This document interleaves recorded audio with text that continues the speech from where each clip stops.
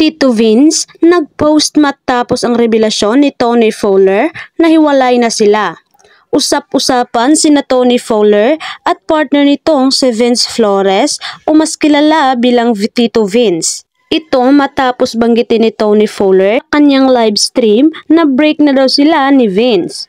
Nag-post si Tony sa social media na kakayanan niya uli dahil kinakaya niya nung una at balik daw siya sa pagiging single mom. Sa post naman ni Tito Vince ay tila nagpahayag na mangyayari ang dapat mangyari matapos ang revelasyon ni Tony Fowler sa kanyang live stream kung saan binanggit niyang hiwalay na sila ng kanyang partner na si Vince Flores o mas kilala bilang Tito Vince.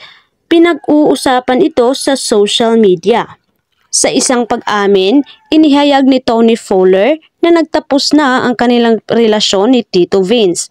Sinundan pa ito ng isang post sa social media kung saan ibinahagi ni Tony ang kanyang determinasyon na harapin ang bagong yugto ng kanyang buhay bilang isang single mom.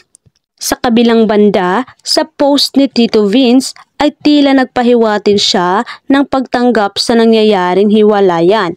Sa simpleng pahayag ng Kwesera-Sera, ipinakita ni Tito Vince ang kanyang pagiging bukas sa mga pangyayari at pagtanggap sa mga bagay na hindi niya kontrolado. Si Tony Fowler o mas kilala bilang si Mami Oni ay kilala sa social media at bilang isang YouTuber. Matapos niyang masangkot sa iskandalo kaugnay sa paghihiwalay ng aktres sa social media star na si Jelay Andres at sa asawa nitong si John Gutierrez. Sa kabila ng kontrobersya, ay marami ang sumuporta kay Tony at ang naging karelasyon nitong si Rob Moya sa kanilang YouTube vlogs. Sa kanyang naunang video, pinasalamatan ni Tony ang kanyang boyfriend na si Vince.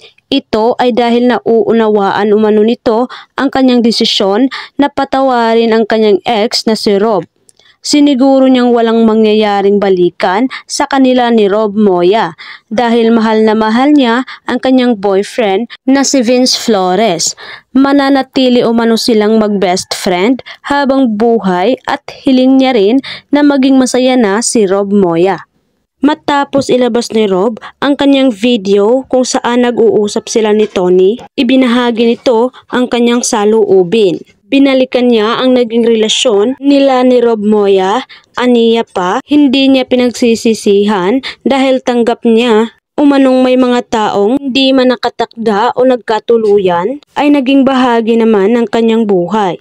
Humihingi rin siya ng sorry hindi lamang kay Rob kundi pati sa mga supporters nila at sa mga mahal sa buhay ni Rob dahil umano napahiya ito.